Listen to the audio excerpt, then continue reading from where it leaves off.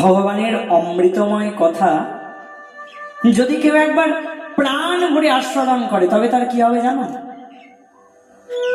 তবে এই যে পার্থিব জগতের প্রতি যে তার আসক্তি, সেই আসক্তিটা দূর হয়ে যাবে। তখন জগতের অন্য কিছু তার আর ভালো লাগবে না, জগতের অন্য কোনো কথায় তখন আর তার আনন্দ হবে না। তখন তো সে পাগলের মতন ছুটতে থাকবে কোথায় তার কথা হচ্ছে। আর শুধু কি তাই, হরিকথার এমন মহিমা, এমনই তাহার জাদু, পাষাণ হৃদয়ে গলে জল হয়, তস্কর হয় সাধু। হরিকথার এমন মহিমা, হরিকথার এমন ক্ষমতা জানো, পাথরকে পর্যন্ত গলিয়ে দিতে পারে। আর একজন চোরকে হরিকথার সাধুতে পরিণত করে দিতে পারে। এটা হরিকথার ক্ষমতা, এ ক্ষমতা অন্য কারণ নাই।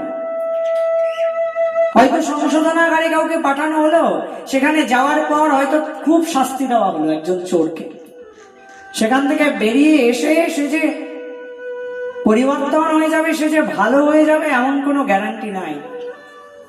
এমন কত কত অপরাধী আছে যাদেরকে জেলে নিয়ে যাওয়া হয়েছে, জেল থেকে বেরিয়ে এসে তারা আবার অপরাধ করছে, আছে না এমন বুড়ি বুড়ি উদাহরণ? কিন্তু ভাগবত কথার এমন মহিমা জানো, এই কথা যদি একবার কারুর কর্ণ কুহর দিয়ে প্রবেশ করে, এই কথা যদি একবার প্রাণ ভরে আস্বাদন করে, সে তখন যদি চোরও হয় তবুও সে আর চোর থাকতে পারে না, সে তখন সাধুতে পরিণত হয়। এ হরিকথার মহিমা, হরিকথার জাদু। পাষাণ হৃদয়ে গলে জল হয়, তস্কর হয় সাধু। এ হরিকথার মহিমা। হরিকথা তো এমন যে শ্রবণ করে পার্থিব জগতের থেকে তার মন উঠে যায়, ভগবানের কথায় তার রুচি জন্মায়। আর যখন ভগবানের কথায় কারোর রুচি জন্মে গেল, তখন কোন কোন সাধকের তো এমন দশা হলো, সাধক সব কিছু ছেড়ে দিয়ে চলে গেলেন বৃন্দাবনে। বিষয় ছাড়িয়া কবে শুদ্ধ হবে মন, কবে মেরিব শ্রী মধুর বৃন্দাবন। ব্যাস সব ছেড়ে দিয়ে চলে গেলেন বৃন্দাবনে।